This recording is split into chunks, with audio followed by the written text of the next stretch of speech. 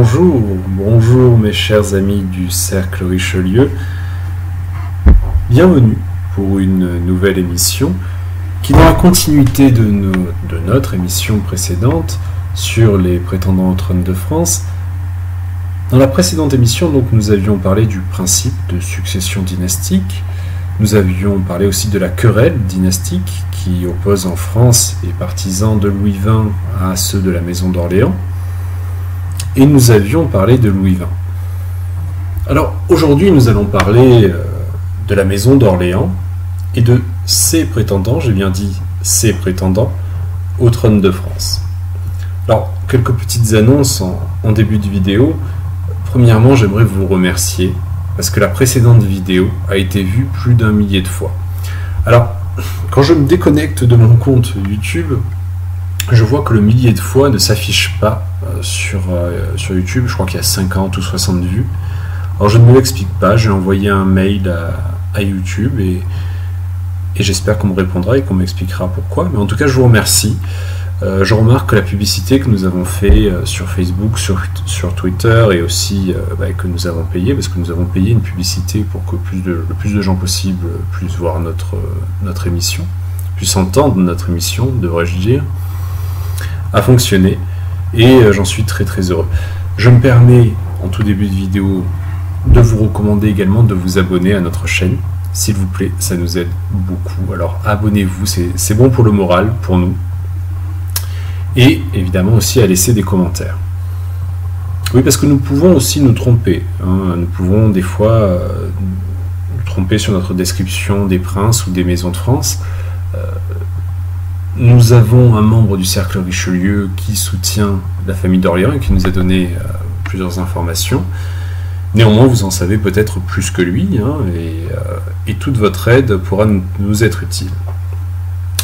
Alors, la maison d'Orléans. Autant le dire tout de suite, la succession dans la famille d'Orléans est une affaire compliquée.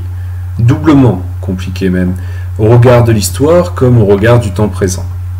Nous l'avons déjà dit, Louis-Philippe, premier représentant de la maison d'Orléans sur le trône de France, obtient ce titre après l'exil de la branche aînée des Bourbons à la suite de l'abdication de Charles X et de Louis XIX, on n'en parle jamais mais quand même, en juillet 1830. Louis-Philippe monte sur le trône et devient roi des Français et non plus roi de France, en revendiquant davantage le soutien du peuple que ses liens dynastiques avec la lignée royale de France. Oui, alors expliquons ce que nous venons de dire.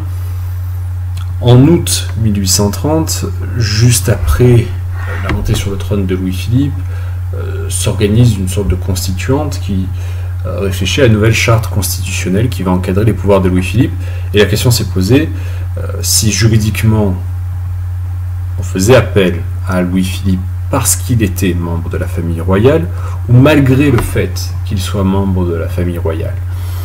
C'est-à-dire tout simplement qu'on opposait le principe dynastique au principe du soutien populaire, qui, essentiellement, est le seul qui compte pour les républicains et les libéraux.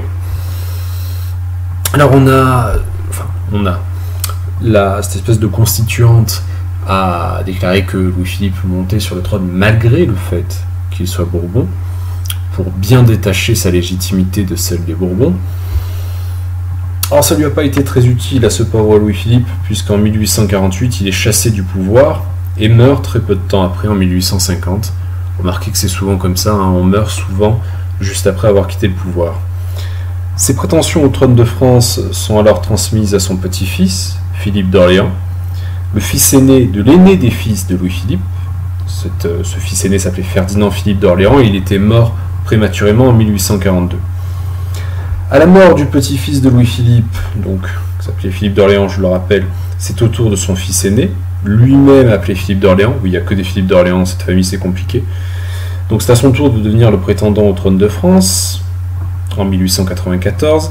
Or, à sa mort en 1926, celui-ci n'a pas d'héritier masculin et ses prétentions passent au fils de son frère, Robert, à savoir Jean d'Orléans, qui prit le nom de Jean III. Et à la mort de celui-ci, ses prétentions sont transmises à son fils, Henri, le très fameux comte de Paris. Alors, arrêtons-nous un instant sur cette incroyable personnalité qui est celle du comte de Paris, prétendant au trône de 1940, la date de la mort de son père, à 1999, date de sa mort. Pendant plus d'un demi-siècle, Henri d'Orléans aura probablement été une de ces énigmes de l'histoire, une de ces personnalités un peu folles, mais qui aurait pu réussir à rétablir la royauté en France, ce que ses ancêtres directs avaient été très loin de réaliser depuis la chute de Louis-Philippe. Si vous désirez savoir beaucoup plus sur lui, je vous recommande ses mémoires, très instructives, mais surtout les nombreuses biographies qui lui ont été consacrées par beaucoup d'auteurs au milieu du XXe siècle, et notamment sur l'affaire Darlan, sur laquelle nous allons revenir. Alors, très jeune, Henri tranche déjà avec sa famille en mettant rapidement une certaine distance entre lui et l'action française de Charles Maurras. Il souhaite porter son projet personnel pour revenir au pouvoir et poussera son père et sa mère à bien établir leur indépendance sur Maurras et les siens.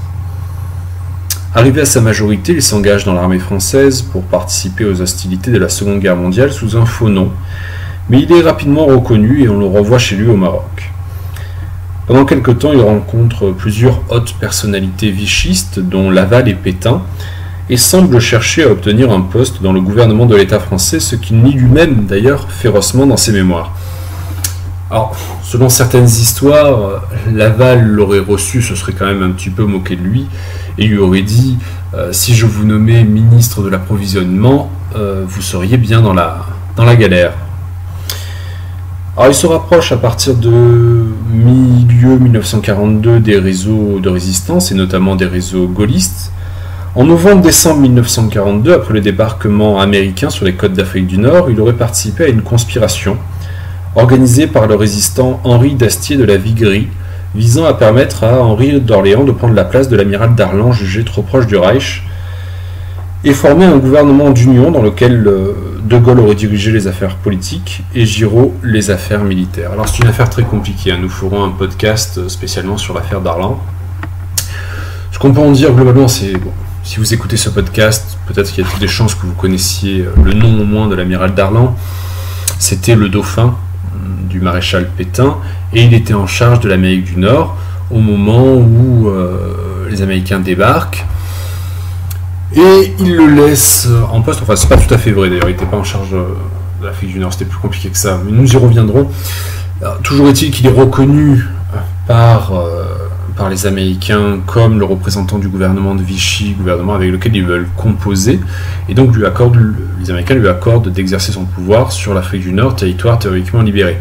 Un certain nombre de résistants n'avaient pas supporté ça, et les résistants royalistes, oui, il y a eu des résistants royalistes, avait imaginé d'utiliser une loi, alors je ne me souviens plus de son nom, je crois que c'est la loi Trevnec ou Trevlec, qui prévoyait que si des territoires de France étaient occupés, les présidents de conseil général pouvaient se réunir afin de confier le pouvoir à une personnalité pour former un gouvernement d'union nationale.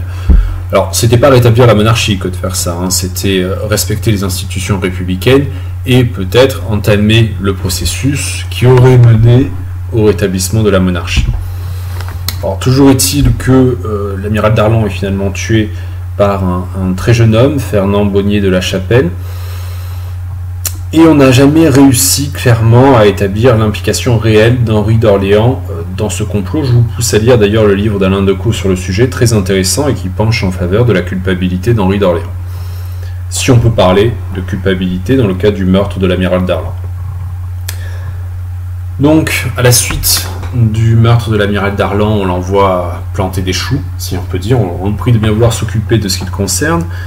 Et en juillet 1946, il s'installe au Portugal, et il choisit de se positionner politiquement au centre droit, plutôt proche de ce qu'on appelle alors la démocratie chrétienne, avec un parti, le MRP, qui est un des trois partis les plus puissants de l'après-Seconde Guerre mondiale. Pour diffuser ses idées, il créa un bulletin d'information qui attira des collaborations comme celle de Bertrand de Jouvenel, Gustave Thibon et Michel de Saint-Pierre. En 1947, il publie un livre, Entre Français, destiné à se faire connaître la population, et le 5 février 1948, il présenta l'esquisse d'une constitution monarchique et démocratique. Alors j'ai essayé de le trouver, c'est très compliqué, je vous l'assure, c'est très compliqué. Et cette esquisse donc d'une constitution monarchique et démocratique apparemment comportait principalement trois propositions. Numéro 1, la place du monarque comme arbitre au-dessus des partis, place on va dire légitime du roi. Petit 2, le recours aux consultations populaires par la voie du référendum. De Gaulle aimait bien ça aussi. Et petit 3, l'institution des délégués du peuple. Ces derniers auraient été élus au suffrage universel ou au scrutin uninominal à un tour et ne se seraient jamais réunis en assemblée mais auraient été consultés simultanément sur les projets de loi. Proposition assez amusante d'ailleurs, visant à parcelliser le pouvoir législatif et surtout à diminuer l'importance des partis. Proposition que je juge quand même assez intéressante. Ce sera dès lors plus ou moins la position centre-droit des prétendants orléanistes au trône de France. Alors Henri, comte de Paris, entretient de très bonnes relations avec le général de Gaulle, qui se gâte beaucoup une fois que celui-ci fait le choix de ne pas restaurer la monarchie, comme il l'aurait promis à Henri. Du moins, c'est ce que Henri, comte de Paris, raconte dans ses mémoires. De Gaulle, dans les siennes, même s'il mentionne Henri, ne mentionne pas nécessairement un accord sur le rétablissement de la monarchie. Alors, est-ce que le comte de Paris avait pris ses rêves pour des réalités? Nous n'en savons rien. Et c'est là que nous rentrons aussi dans le côté un petit peu extraordinaire du personnage. Il a financé lui-même toutes ses activités politiques, mais sa gestion financière était plutôt chaotique. Alors son patrimoine serait passé d'environ 400 millions d'euros lorsqu'il le reçoit en 1940 à quelques dizaines de millions d'euros à sa mort en 1999. À ces problèmes financiers s'ajoute une gestion tout aussi chaotique de sa succession. La conception orléaniste d'évolution de la couronne a été effectivement assez fluctuante depuis 1987. En effet, en 1987, le comte de Paris avait donc désigné un successeur. Déjà, c'est assez remarquable, on ne désigne pas un successeur du Royaume de France. Il y a parmi les lois fondamentales du Royaume de France, une des plus importantes, c'est que la succession n'appartient pas au roi en place. La succession est déterminée selon des règles très précises, et ce n'est pas au roi de désigner son successeur. Alors à cette époque, le comte de Paris, il désigne son successeur, lui, et ce n'est pas son fils aîné, qui s'appelle lui aussi Henri, mais son petit-fils cadet, Jean d'Orléans. Oui, le petit-fils cadet, parce que le frère aîné de Jean, François, était, et est toujours d'ailleurs, en situation de lourd handicap mental. Finalement, après la mort de son père, le nouveau comte de Paris, donc le fils du comte de Paris, s'est lui-même rétabli comme héritier légitime des rois de France. Puis en 2003, il fait une déclaration présentée sur le site orléaniste Institut de la Maison Royale de France, où il présente son fils aîné, François, comme dauphin de France, et son cadet Jean comme régent du dauphin, en raison du handicap mental de l'aîné évidemment. Donc il semble que la position du comte de Paris soit bel et bien conforme finalement au principe de primogéniture mâle, comme c'est le cas généralement dans l'évolution de la couronne de France. Cependant, parce que ce n'est pas terminé, sur le site officiel du mouvement orléaniste, c'est aujourd'hui son fils cadet Jean qui est présenté comme dauphin, et son frère aîné n'est pas nommé. De plus, si on va sur le site internet de Jean d'Orléans, qui s'appelle le site internet Jean de France, alors Jean, G-E-N-S, et non pas J-E-A-N, oui c'est un petit jeu de mots, c'est pas très drôle visiblement. Jean d'Orléans se présente lui-même comme héritier des rois de France. D'ailleurs, chose amusante, il dit héritier des rois de France et pas héritier du roi des Français, comme Louis-Philippe, et montre son frère comme non successible sur l'arbre généalogique de son site. Alors là encore, c'est tout à fait remarquable, puisque le handicap mental ou physique, théoriquement, n'est pas censé être une cause d'indisponibilité dans l'ordre de succession des rois de France. Il y a eu un certain nombre de rois en France qui ont accédé au trône en n'étant pas, disons, en pleine possession de leurs moyens. Alors il me semble, peut-être dis-je une erreur, mais il me semble que c'était le cas de Charles IX. Évidemment, il y a eu le cas Charles V aussi, mais je crois que lui a accédé au trône, il n'avait pas encore de problème mental à ce moment-là. Enfin, beaucoup de rois de France étaient en situation un peu diminuée intellectuellement, et ça ne les a pas empêchés de monter sur le trône. Et ça n'a pas nécessairement été les plus mauvais d'ailleurs. Donc on comprend, la succession orléaniste, c'est une affaire compliquée. Alors Jean d'Orléans ou François d'Orléans, finalement c'est un petit peu le même projet politique malgré tout, puisque c'est le projet politique typique de la dynastie d'Orléans, avec une vision politique de centre droit et qui ne souhaite pas nécessairement incarner une révolution conservatrice. Alors, bien que Jean d'Orléans se soit formellement opposé au mariage homosexuel en France, comme l'a fait Louis XX, globalement on peut dire que le rêve politique de la Maison d'Orléans, ça reste une société libéralisée, en tout cas économiquement, peu soucieuse de prise de position conservatrice sur le plan sociétal. Et sur la question de la souveraineté française, là aussi on peut se poser des questions, puisque selon Jean de France lui-même, son royaume s'organiserait, je cite, dans le cadre européen. Alors voilà, je ne sais pas ce que ça veut dire, le cadre européen, j'imagine qu'il parle de l'Union européenne. Moi, ça ne me satisfait pas. Clairement, je suis royaliste, mais je ne fais pas une révolution royaliste pour avoir une république déguisée. Alors, il faudrait que j'ai plus d'informations sur le sujet pour être tout à fait honnête.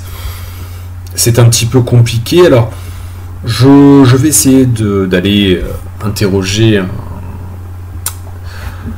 un militant de la Maison d'Orléans et je vous en dirai davantage. Alors c'est ainsi que se termine cette seconde émission sur les prétendants au trône de France. Alors dans notre prochaine émission sur ce sujet, j'hésite encore entre traiter de Napoléon IV, donc l'héritier des Napoléons, des Bonaparte, ou traiter de l'héritier nondorfiste. Mais il faudrait expliquer beaucoup de choses, et ce serait une émission très longue. J'en reste ici pour aujourd'hui. Je vous remercie encore de nous avoir écoutés. Et je vous demande encore une fois de bien vouloir vous abonner à notre chaîne, de bien vouloir mettre des commentaires. Ça nous aide beaucoup. Très sincèrement, ça prend pas beaucoup de temps et ça fait du bien au moral de voir des commentaires. C'était Alexandre du Cercle Richelieu. Je vous remercie de nous avoir écoutés et je vous dis à très bientôt. Au revoir.